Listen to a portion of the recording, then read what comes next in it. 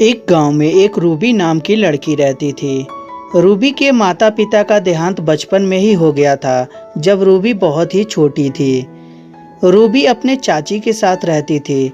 उसकी चाची रूबी को बहुत ही परेशान करती थी और सताती थी, परंतु रूबी करे भी क्या, अपने छोड़ के चली जाएगी तो उसे खाने पीने की भी लाले पड़ जाएंगे। रूबी की चाची का नाम उर्मिला था। उर्मिला की एक अपनी सगी बेटी भी थी जिसका नाम प्रीति था। प्रीति रूबी को अपनी सगी बहन की तरह मानती थी। एक दिन रूबी को देखने के लिए एक लड़का आता है। लड़का ऐसे अनाथ रहता है, परंतु पढ़ लिख कर कंपनी में सुपरवाइजरी का जॉब करता था। उसके साथ उसका दोस्त भी आता है। बेटा, तुम्हारे माता पिता नहीं आए? माँ जी, मैं अनाथ हूँ। मेरे माता पिता बचपन में ही गुजर गए थे। तब से मैं अनाथ आश्रम में ही पढ़ लिख कर बड़ा हुआ हूँ। बेटा, ये तुम्हारे साथ कौन है? माँ जी, ये मेरा दोस्त है। मेरे कंपनी में मैनेजर के पोस्ट पे है। उर्मिला जब सुनती है तो उसके मन में लालच आ जाता है और वो बोलती है, बेटा, तुम्हारे दोस्त की शादी हो गई है? नहीं माँ जी, हम दोनों कंवारे हैं और शादी के लिए मैंने इसके लिए भी बहुत सारी लड़कियां देखी, परंतु कोई भी लड़की इसे पसंद नहीं आई, इसीलिए अभी तक ये शादी नहीं किया है। उर्मिला जब इस बात को सुनती है तो बहुत ही खुश हो जाती है और बोलती है, बेटा, बुरा नहीं मानोगे तो मैं एक बताती हूँ। मेरी दो बेटी है, एक का नाम रूबी है और एक का नाम प्रीति है। दोनों को मैंने फूल की तरह संभाल के रखा है और उन्हें पढ़ा लिखा के इस मुकाम तक पहुँचाया है। मैं चाहती हूँ बेटा कि अपनी रूबी की शादी तुम्हारे साथ कर देती हूँ और अपनी बेटी प्रीति की शादी इनके साथ कर देती हूँ। कैसी रहेगी? माँ जी, ये तो बहुत ही अच्छी बात है। हम दोनों ऐसे भी दोस्त हैं और एक साथ शादी हो जाएगी, एक साथ हम लोग का घर बस जाएगा। इससे बड़ी खुशी की बात क्या हो सकती है। रूबी की शादी रोहित के साथ हो जाती है और विनोद की शादी प्रीति के साथ हो जाती है। रोहित अपने बीवी रूबी के साथ बहुत ही खुश था और रूबी से बहुत प्यार करता था, परंतु विनोद प्रीति को थोड़ा भी भाव नहीं देता था। उसे लगता था कि मैं पैसे में बहुत ज़्यादा हूँ और मैं बहुत ही ज़्यादा सैलरी कमाता हूँ, इसीलिए वो प्रीति को भाव नहीं देता था। धीरे धीरे समय गुजरता जाता है। एक दिन रूबी और प्रीति की माँ सोचती है कि क्यों ना मैं अपने दोनों बेटियों के घर घूम के आऊं और देखूं कि वो कैसी हैं, सुखी से हैं या नहीं हैं। और ये सोचकर सबसे पहले उर्मिला प्रीति के घर जाती है।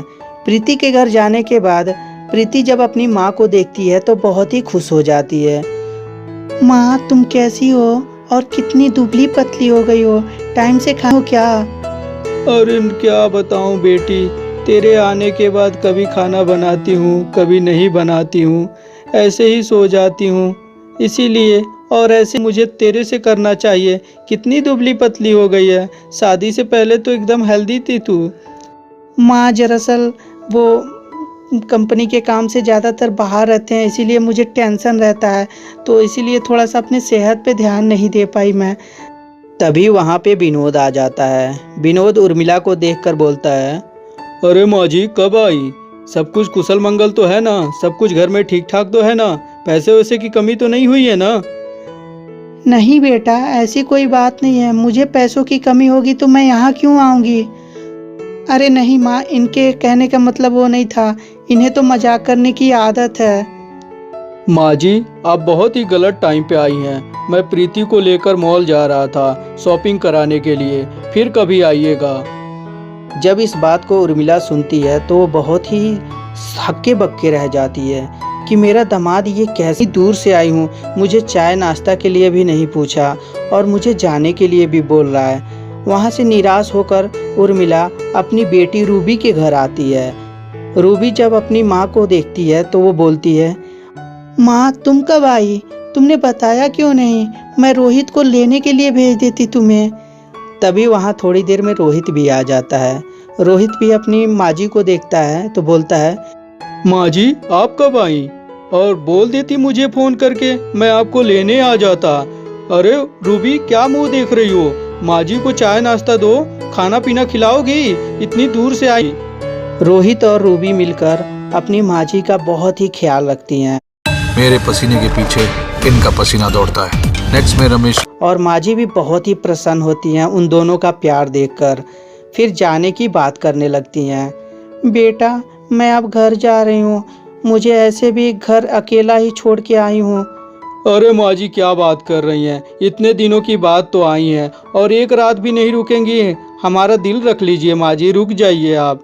हाँ मामी, इतना प्यार से कह रहे हैं रोहित जी, आप रह जाइए ना आज। नहीं बेटी, फिर कभी आऊँगी मैं। और ये कहकर उर्मिला अपने घर चली जाती है और वहाँ जाकर सोचने लगती है कि अपनी बेटी का शादी एक मैनेजर के साथ की थी और वो बिल्कुल भी उसे तमीज नहीं है कि बड़ों के साथ बात कैसे करते हैं और उनका आदर संस्कार कैसे करते हैं। और वहीं पर रोहित एक सुपरवाइजर है तो वो इतना ख्याल रखता है। मुझे लगता है कि मैंने अपनी बेटी की शादी गलत जगह कर दी है।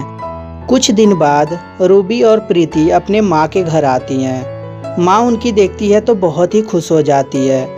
बेटी, अचानक यहाँ दोनों? मम्मी, मन नहीं लग रहा था, इसीलिए सोची कि क्यों ना अपनी माँ के पास चलूँ, थोड़ा घूम फिर के आऊँ। बेटी प्रीति, तू इतनी कमज़ोर क्यों लग रही है? क्या तुझे कोई प्रॉब्लम है वहाँ पे? परंतु प्रीति कुछ नहीं बोलती है। तभी रूबी बोलती है, क्या हुआ दीदी, कोई परेशानी है? परेशानी है तो तुम मेरे साथ बताओ ना, मैं तुम्हारी प्रॉब्लम सॉल्व कर दूंगी। और ऐसे भी कहते हैं ना कि किसी भी चीज़ को दबा ही रखना चाहिए, दूसरे के साथ शेयर कर देना चाहिए, उससे बोझ भी हल्का हो जाता है। तभी प्रीति सारी बात बताती है। रूबी जब इस बात को सुनती है तो वो बोलती है, तुम घबराओ मत बहन, मैं बहुत ही अच्छी तरीके से ऐसे लोगों को जानती हूँ। मैं एक काम करती हूँ, मैं रोहित से सलाह ले लेती हूँ कि मुझे क्या करना चाहिए। और रूबी रोहित को सारी बात बताती है। तभी रोहित बोलता है, मेरा दोस्त ऐसा निकलेगा रूबी, मुझे पता नहीं था। मेरा दोस्त इतना धोखेबाज निकलेगा कि अपनी बेबी को नहीं छोड़ेगा, अपनी बीबी पे हाथ उठाता था। रूबी, एक काम करते हैं, हम दोनों पुलिस चौकी चलते हैं और वहाँ पुलिस को सारी बात बताते हैं। और ऐसे भी चुप बैठेंगे तो इसका मन और ज़्यादा बढ़ जाएगा। और ये कहकर राजेश और रूबी दोनों पुलिस चौकी चले जाते हैं और पुलिस को सारी बात बताते हैं। रोहित जी, आप घबराइए मत, हम उसे गिरफ्तार करके अंदर डालेंगे और पूछताछ करेंगे कि वो ऐसा क्यों करता था। पुलिस वाला विनोद को पकड़कर लॉकअप में डाल देता है